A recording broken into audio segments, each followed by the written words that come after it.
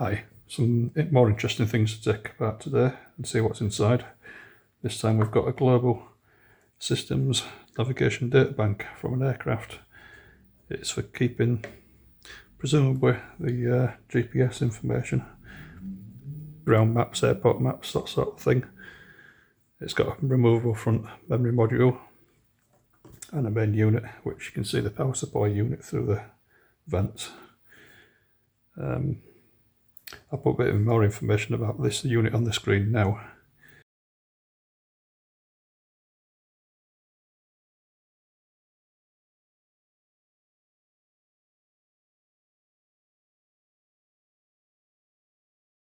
But it looks to me like it obviously holds navigation data for the aircraft's navigation computer. So obviously this goes inside the avionics bay, and then they've got this removable front unit, which it's oh, something went crunch then. How does this thing come apart?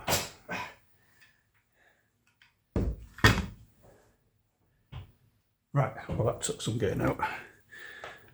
This little cam here has to be exactly the right place. This is the memory unit. Let's see what's inside there first. I presume just order flash memory chips. See how the cover comes off. Looks like it's all one unit. There's two hours there. Undo these screws first, see what happens.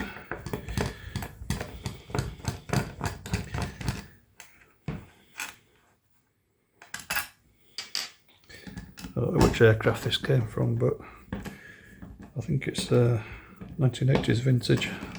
When I read up about it on the internet, this NDB-2 system, it's I don't think it's used anymore. NDB stands for navigation. Obviously navigation data bank, but there's something else it stands for as well. Yeah, like I say, I'll put some information up on the screen about that and see more what this thing's for. I think it's something to do with GPS, if I remember correctly.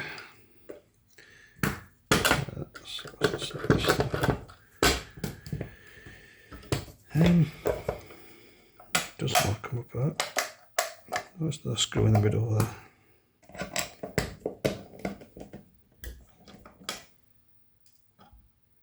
Yeah, definitely shouldn't have undone that thing.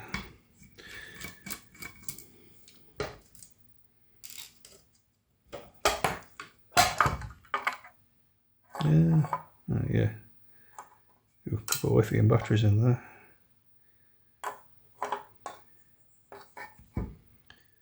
PCB out.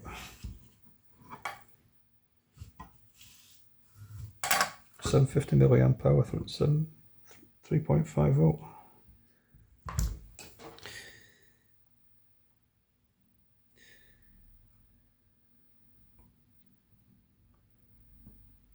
Yeah, there we go. 0.2 volts.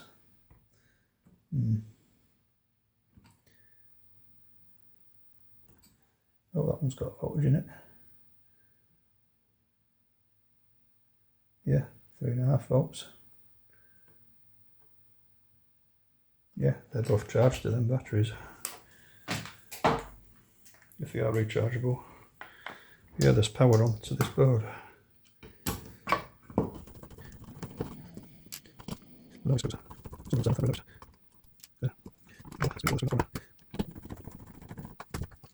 sure what this system's used for.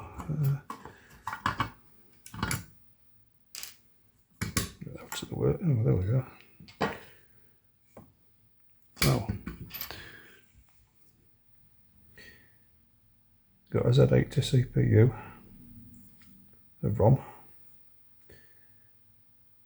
62, 64 static RAM, So it's got 32k of ROM, EPROM, 62, 64, 64k SRAM, and a bunch of static RAM chips. 62256, and there's what, 8 of them. So what's what, 25, yeah, so 8 bits, so that's 256 kilobytes of flash storage for storing the navigation data on.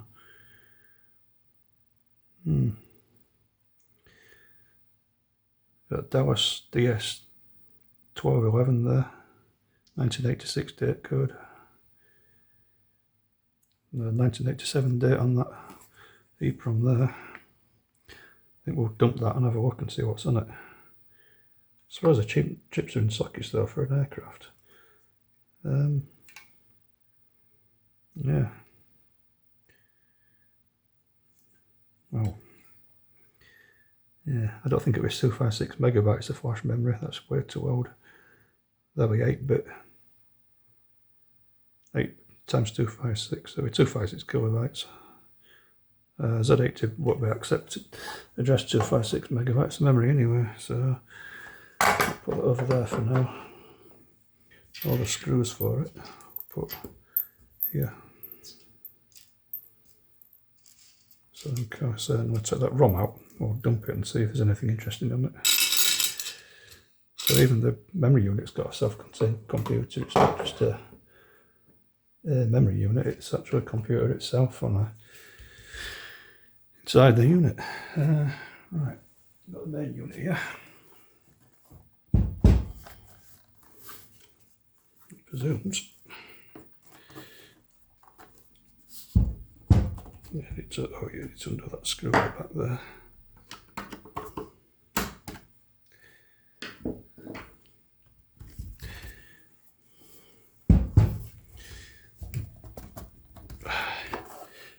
As this comes off. Oh, there we go.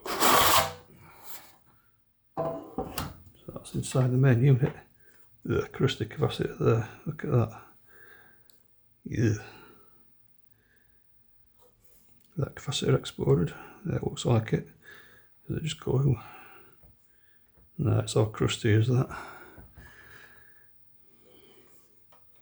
Yeah, crusty capacitor.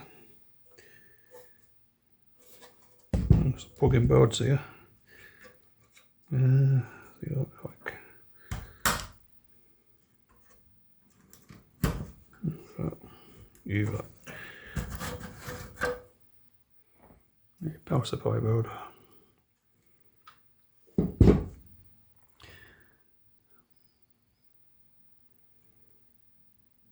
Yeah, I got an L296HT. Twin 4442, that's all the power supply board. Yeah, just switchboard power supply components there. I presume this will be a 28 volt unit looking at the back. That's just a DC to DC converter board, is that? Do a bit of reverse engineering and see. Man, I don't think there's any point in powering this thing up, so I don't think it's going to do anything in it.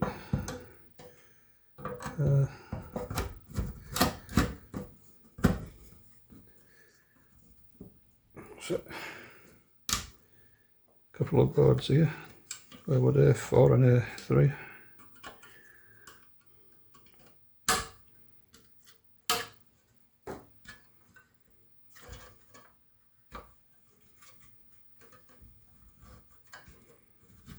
Oh, that took some getting out. Analog board.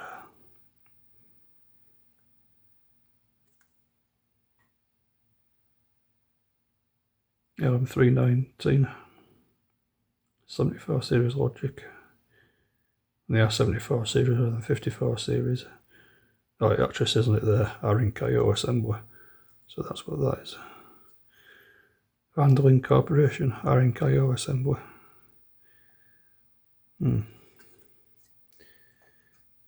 Interesting.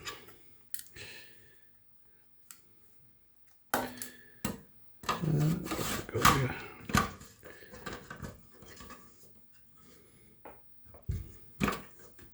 Okay, more of the same.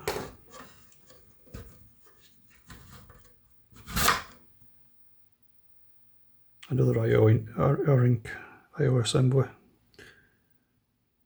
Yeah, it's identical to the last card. Yeah.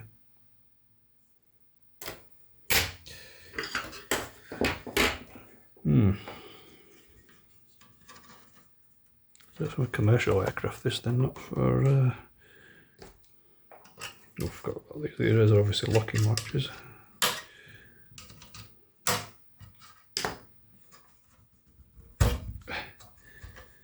And finally, a CPU board.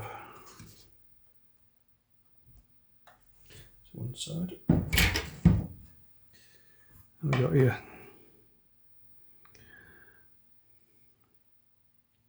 3 ROMs, dated 86, size of 32K each, well 32 kilobits. There we are, that's labelled as DIU processor / triple ASCII, ARINC. You got here is 6850, 3 of them. TMM 2016 AP, 74 series logic, another LM319, some 54 series logic down there. So you've got a mixture of military spec parts and standard civilian parts. MC6852, 3 of those.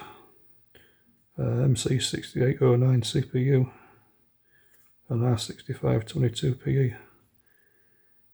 Not much to that really. I don't know if there's any serial chips on it. So if there's a serial port on it, I can power this board up and see what it does. See if there's any diagnostic information. Variable 555 timer there. What's that? 5493. I can't tell what that chip there is though. Conformer coating is quite thick. U3. I can't see what that is at all.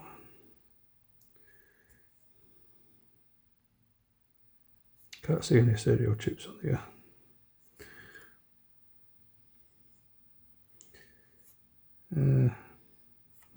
Capacitors. Yeah, we'll dump those ROMs and see if there's anything interesting on them.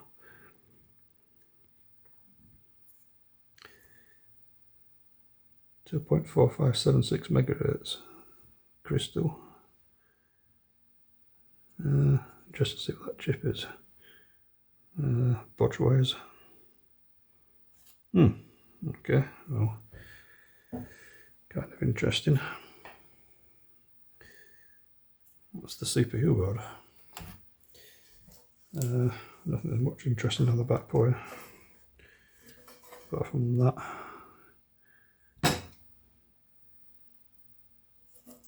That's been undone. Somebody's had this in bits. That's like just hanging, flapping loose. That's just hanging around.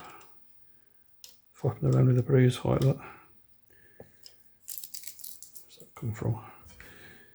Yeah, I think. What on earth's that? What is that thing?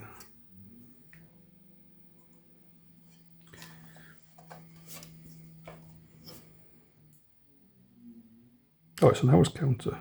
That's interesting.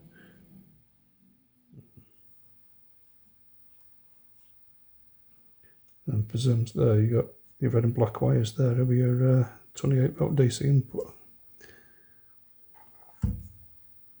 Oh, I could power it on and see what it does. Well, yeah, I think we'll do that. Right, I think that's it for the teardown. Next we'll show the EPROM dumps. Then see if we can power it on. Okay, so here's a dump of the EPROMs from the unit. First of all, you've got the memory module. There's a lot of empty code in there. Nothing, no text strings or anything like that. Now I've disassembled this one. There it is. Run it through a disassembler. This is just from a Z80 disassembler that I found. There's a lot of jump instructions, a lot of reset instructions. There's not really much code in that. A lot of it's all RST. There's a bit of code there. But there's no text strings. So I think all that's doing is just getting the information from a certain memory location and passing it to the data bus that goes to the main board. Nothing much interesting there, so close that. Now we've got here. Got the main ROMs now. Got U7 again. No text strings found. U7 disassemble that again. This is 6809. This one, the other one was Z80. So there's quite a bit of a code here, but obviously it's 3 sets of ROMs. I've been through all the code and can't really see anything of interest. Certainly no text strings, so I think, and I've done a bit of research online, those serial ports, well, they're actually used for ARINC interface. All 3 are connected to the rear panel. The other one goes to the 2 ARINC decoder boards, so I think that's what they actually use for. Those chips are not RS485 transceivers, they're actually just bus drivers, so they could be used for the ARINC interface as well as RS485. So looking at these, there's not really much to be seen in these ROMs, so I don't think this got a serial terminal at all. But if anyone wants to look at these ROM dumps, I'll put them on my blog site where you can look at them at your leisure. But yeah, back to the main video now. Well, I've taken another look at this board and noticed there's some DS8820s down there and DS8830s. They are RS485 transmitters and receivers respectively. So there is some serial ports on this thing. That's interesting. And I see where they go on the back panel. Power this thing up and see if we can get any information out of it. Right, so what I've done now is I've managed to see where the connections these line transmitter and receivers go onto this backplane here and onto the rear pin, rear connector. So now that they're all mapped out, I think what we can do is power this up of a 28 volt supply and put a oscilloscope on these pins here and see if we can see any data. If we do, then I'll connect my RS485 to USB adapter to it, plug it into my computer and see if we can see anything. So what I'll do now is get the scope out and start probing. Well, I spent a bit more time on this and it looks like the power supply is knackered in this. So put it across the DC input and it's overtaking 68 milliamps. Now there is a MOSFET down here which is some sort of remote switch on. Tried bypassing that and putting 28 volts directly into it, but it's still only taking 62 milliamps. There's nothing on the output of the power supply. The output's 5 volts and 12 volts. There's a couple of crusty capacitors. And it appears it's got some sort of latching mechanism so that it will actually power on unless that front memory module is fitted and it's working. So what I've got here is, so the case is, that's the input, but if I put it directly on the output of the MOSFET, just bypassing the remote switch on, turn it on, so I'm taking 62 milliamps. And I've spent quite a bit of time on this power supply and I think it's knackered. That's probably why this unit was scrapped, because it's beyond economical repair, it's faulty. So I don't think I'm going to be able to get any serial information out of it, but I will keep trying with it. But for now I think that's the end of this video, And if I do manage to get this thing working and anything useful out of it, I'll post it in another updated video. But for now, thanks for watching.